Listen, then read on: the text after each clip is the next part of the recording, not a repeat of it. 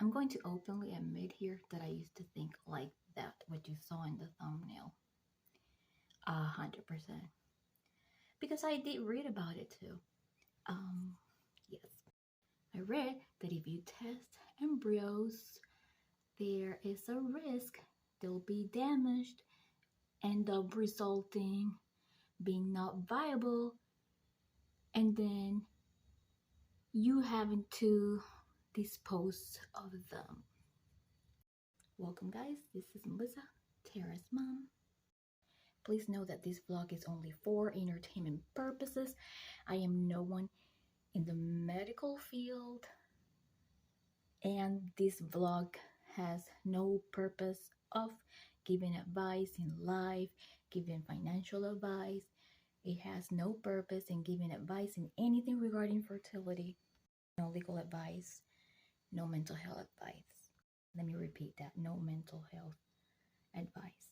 I'm not a professional here, but I will give you my opinion. Dude, I'm already so out of breath, I can't even. Bye. No, I'm just kidding. Please keep in mind, I'm just an entertainer here on YouTube, stating my opinion. Now stay tuned, you can't miss important information. So you're gonna find this video under my list of IVF, infertility, and more. You can find the link to it in my description. I'm also gonna put an end to call action at the end of the video, so you can just click on it if you want to watch the rest of the videos, so you can learn more about IVF, infertility, surrogacy, and all that stuff. I don't have like a whole bunch of things, but I am planning on adding a little bit more to the repertoire for just entertainment purposes. When I film these surrogacy and infertility videos, I do it with both surrogates and intended parents in mind. It's not a way for me to go in favor more of surrogates versus intended parents. I will speak in behalf of both of them.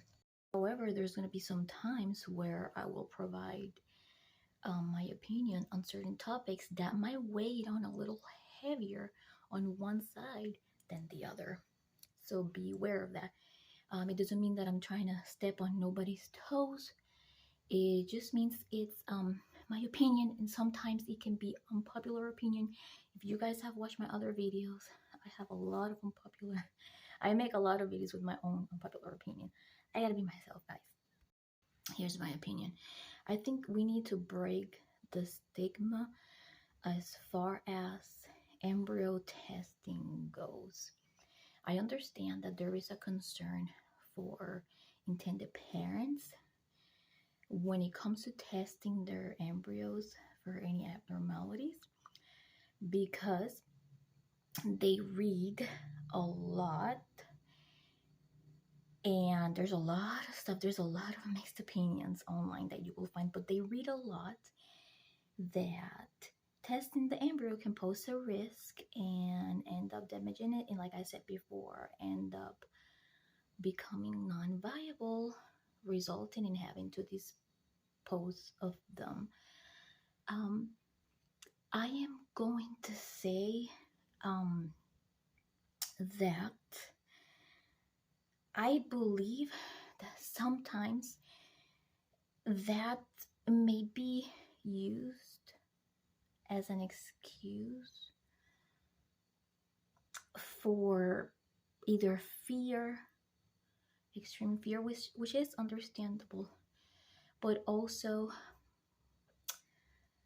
fear of the financial burden.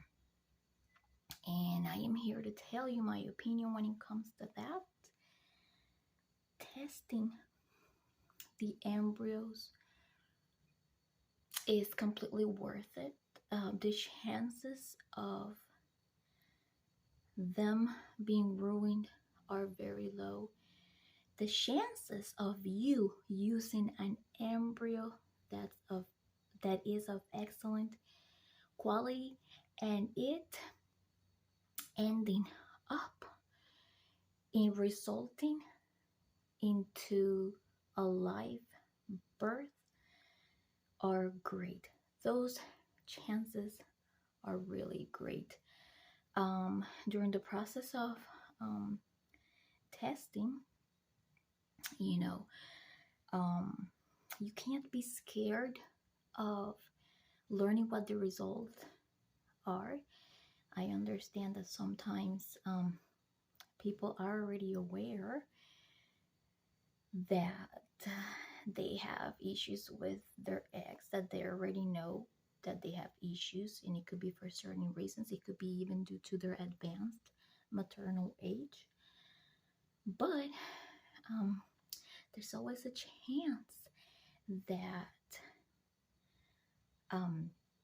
really good embryos will pop up, really good embryo results for genetics. And once you see that, it is absolutely worth doing a transfer with them. Now, see, this is the thing. If you're an intended parent and if you're getting to know a first-time surrogate, the first-time surrogate, she will be really excited to start a new journey, and she may have been well educated in the subject, but she might have not, and she might have read the same thing as you may have read, that the embryos might end up getting damaged. So she might go ahead and do the transfer without having those embryos tested. But in my opinion, here's a huge liability. If you're a surrogate and if you accept transferring an untested embryo and it ends up being a transfer failure, there is a chance that regardless of all the tests that the reproductive endocrinologist might have done on you, there is a chance that somebody might say it may have been your fault somehow. And regardless of the times they might have tested your progesterone and estrogen too. So you won't really have evidence and be able to say, hey, it was an embryo problem. So this is what happens with first-time surrogates. They are unaware. They're very excited to start a new journey. And then that happens. Or it could happen that she ends up getting pregnant. And then down the road, at 7 weeks, 8 weeks, even 11 weeks, some kind of genetic situation exhibits itself in the ultrasounds, including, it could be anything. And then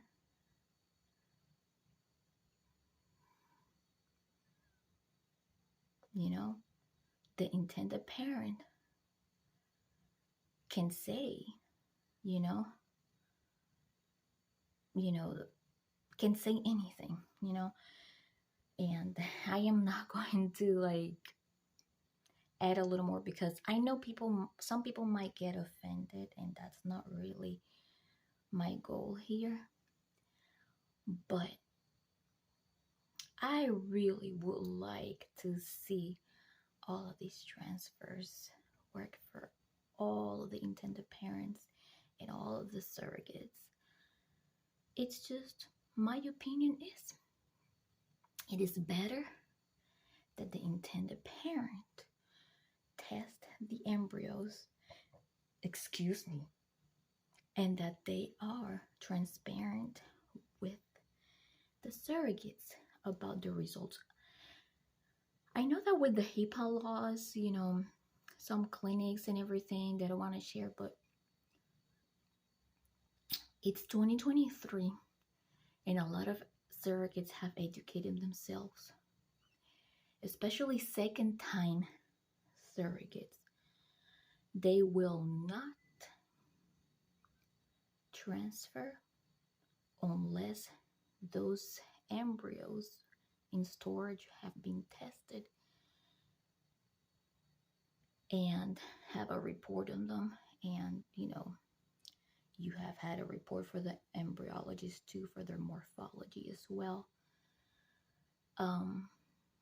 Some surrogates won't transfer anything lesser than grading 5AA, 5AB, 4AA, or 4AB. And that's because even a 3AA or 3AB, in my opinion,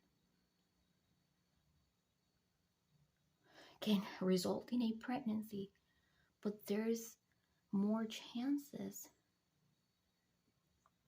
in it resulting in a miscarriage. And for an educated potential surrogate, or for an educated second-time surrogate, or third-time or fourth-time, who wants to go through that risk? Because we understand, that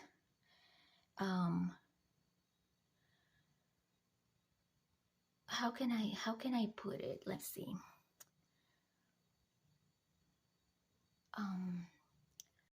Okay, the intended parents understand that the surrogates go through a lot for every transfer. We're talking about estrogen, progesterone shots, and everything. It requires a lot of discipline and doing everything in a timely manner. And also, surrogates understand that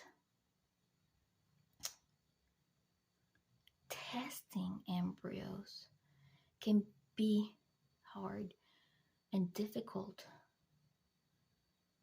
on the intended parent's pocket. But when you compare the testing cost to the amount of transfer and everything, the amount used, to pay for transfer and everything else, I mean, it's nothing. Plus, it is worth it.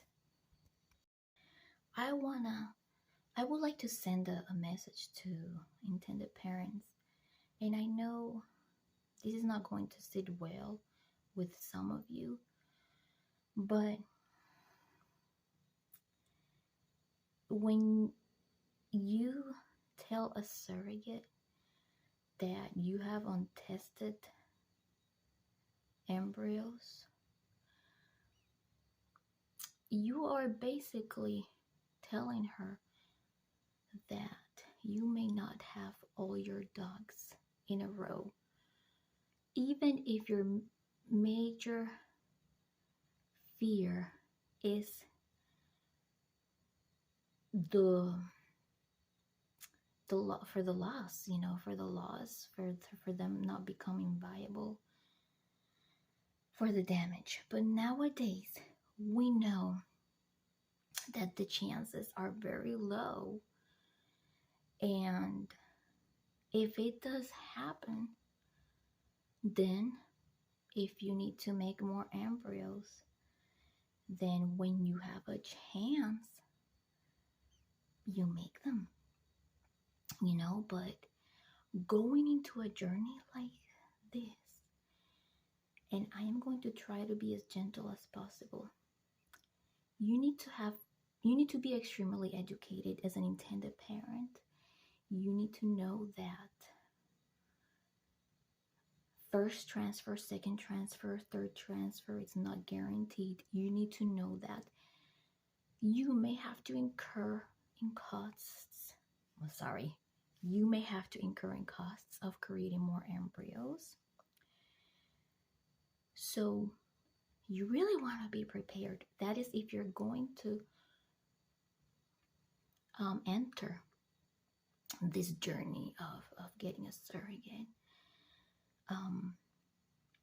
And I am completely with you. I understand that it is so expensive, but also the health of the surrogates is important, and her time is important as well, because she's putting a hold in her life to be able to help you make that dream come true.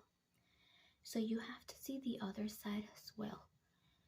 And she may not only want to save time, but at the same time, she wants to reduce the chances of putting a toll in her body.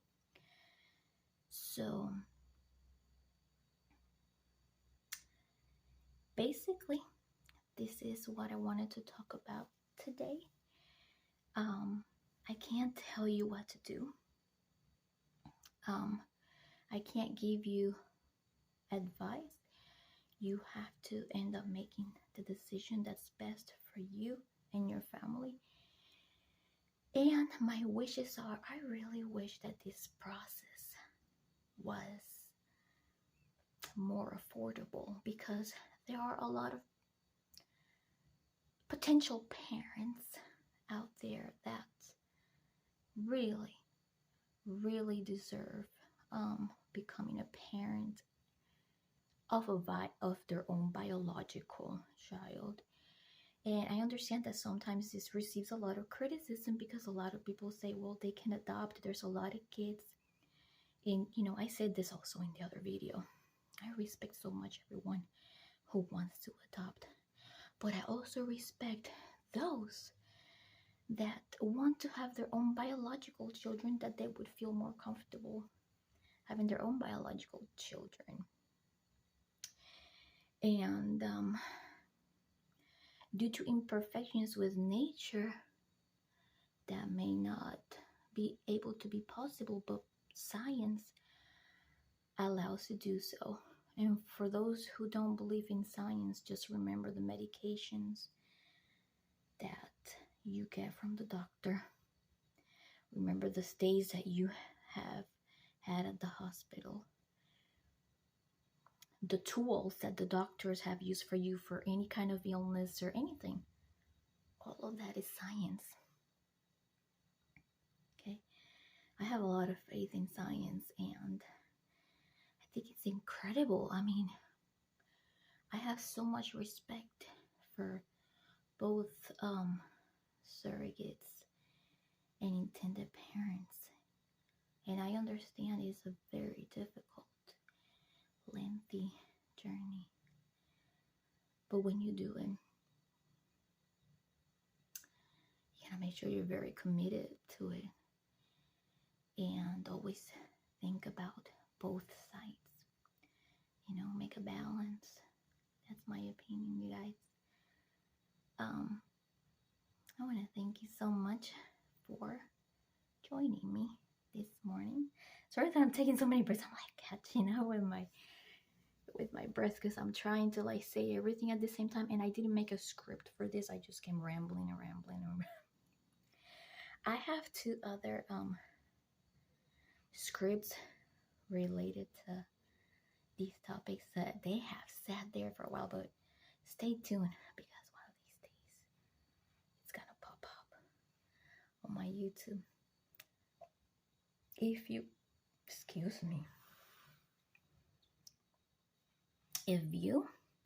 found that this video has some kind of value, go ahead and hit the like. I would really appreciate that, and share it with anybody else that you think might be useful for them. All right, you guys, have a wonderful day.